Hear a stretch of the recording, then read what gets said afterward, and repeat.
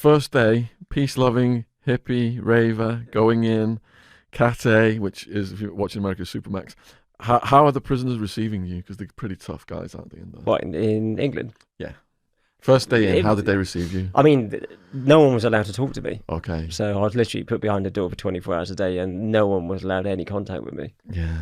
I mean, not even through the door. What was your first interaction with the prisoners then? It was okay. I mean, yeah, I had quite a lot of respect for them, to be honest, Yeah. because of who I was involved with and what I was doing. Yeah. So you say you got more of an easy ride because of those connections then? Don't think so. No, because I ended up in Parkhurst. Okay. So, no. All right, we're going to go over this slowly then. All right, so you go to Supermax. An easy ride from who? Who do you mean, the prisoners? Or Prison population. Oh, from the prisoners, yeah. But, I mean, not from the establishment, definitely not, because, I mean, I was supposed to go from being in a Category B prison when I got sentenced to a Category C prison in Ilstoke, Chippenham. And instead of that, I got sent to Parkhurst on the Isle of Wight, which is at that time, high security prison. So I know the horror stories about the Ecuadorian prison and the guards and the prisoners. So you're saying that you have horror stories about the British guards? They did things to you out there? No, not particularly. No. Not particularly. So it's just the fact that they classed you as such a high level, and you don't get many privileges at those levels. Yeah, it was just very invasive the way that that I was treated initially. Yeah, so all the strip searches and everything. All right, so what was the transportation like to Parkhurst? 7 hours in a sweatbox, like the little the prison transport van. Yeah.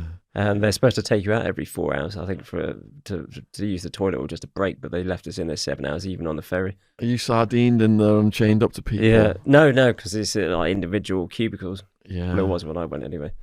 And I remember getting out of it at Parkhurst and having my photograph taken for the ID, prison ID. And literally my eyes were going in different directions. Could you see out the van as it's going along the road? A little bit. That always used to torment you as well, because you'd be going past places that you've been to or knew. And I've had that.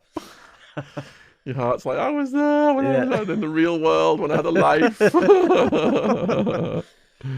Yeah, not much fun. And 7 hours then. So what happens if you got to take a piss? Yeah, but that was it. I mean, I don't know. Luckily, I didn't. You just got to hold on. Yeah. For your dear life. Yeah. All right, so describe going into Parkhurst. What's that like? That was pretty nerve-wracking because, I mean, at that time it was, viewed as one of the highest security prisons in Britain. And obviously, you've got pretty serious people in there doing long sentences, maybe never getting out. Any big names? Not that I can remember. Like I say, I'm pretty bad with names. Yeah. But, I mean, they have what they call the Doll's House in Parkhurst, which is a prison within their prison, which is when it used to be, used for spies, terrorists, stuff like that. And I remember my cell window looked out over the Doll's House. Yeah. I think there was only about 30 prisoners in there at the time in that unit. Really? But it's quite ominous, and all the walls with the rollers on the top and loads of razor wire. You're never going to get out there. I think there's been one escape out of there. The Arabs. Does it cross your mind to escape? Oh, every day. Whenever you're in prison, that's all I do. Whenever I used to be in prison, shall I say? You spend every day thinking about how to escape, at least for 1 hour a day. And we're going to get to his botched escape attempt in Ecuador as we're just building up to the hardcore stuff here. Also, in the description box below the video is a link to El Infierno, which is available on Amazon, paperback, Kindle. Read it, leave a review. Honestly, it will blow your mind. And Peter's going to write another book as well. So we will start promoting that for him when he starts to make progress on it. All right, so how long are you in Parkhurst? About 10 months, something like that. And then I was eventually taken to this Category C prison, Ilstoke, near Chippenham. So in Parkhurst, did you have any cellmates?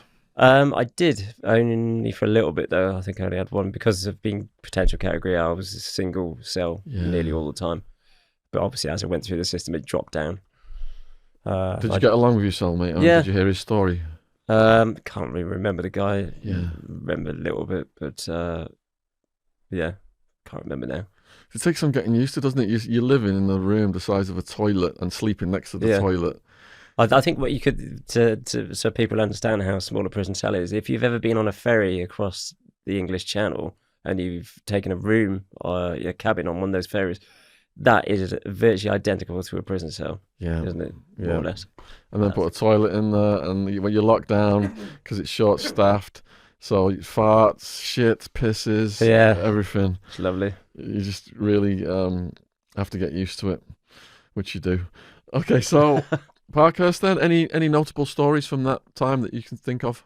I remember a prison officer there getting a bucket of shit and piss over his head, which was quite notable. Was he being a dick? Yeah, he was being a dick. He'd already been crippled once by an inmate called, I mentioned the inmate's name, called Stagsy from London. Yeah.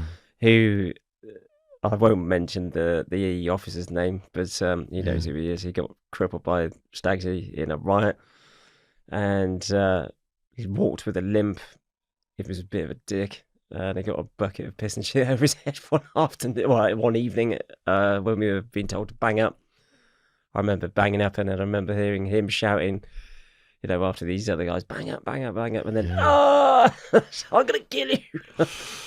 And they left that piss and shit there for about 3 or 4 days just to, so it stank the wing out just to teach us a lesson sort of thing.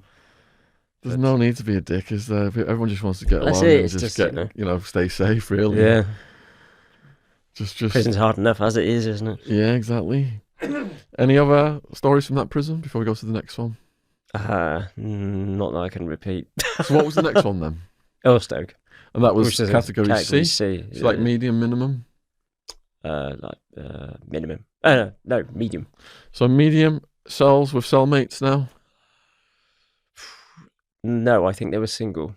Single cells. That was nothing better than a single cell. Yeah, it was out in the countryside, quite nice. Really? Yeah. So could you do outdoor recreation and stuff? I wasn't there for that long because they only took me there for release, basically, at the end. So I didn't really, I remember sitting around on some grass at some point, which was quite a novelty after having been in the English prison system, and there's no grass or wildlife. I mean, suddenly you can touch grass. It's like, ooh, grass.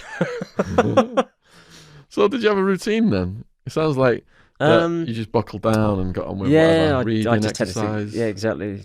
You just, I mean, that's the best thing to do if you're in prison, is make a routine for yourself. I'd listen to certain radio stations at certain times, certain programs, TV, if you had a TV. Luckily, when I went in, they started installing TVs in all the prisons. Yeah. So that was a good thing. For the first year or so, there weren't any TVs. Yeah. And, it was just radios, which they routinely break, so I couldn't have a radio.